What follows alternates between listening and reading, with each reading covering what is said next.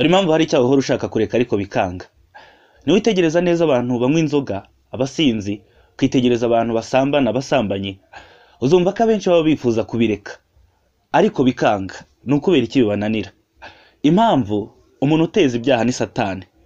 Umuntu ntabwo ashobora kurusha imbaraga Satani. Satani atubuhira mu byaha akakuzirika neza kumwigobotora bikanga, kuko umuntu ubwe ntashobora kwishoboza Satani. Ariko inkuru nziza, hari unesha Satani, uwo ni Yesu Kristo.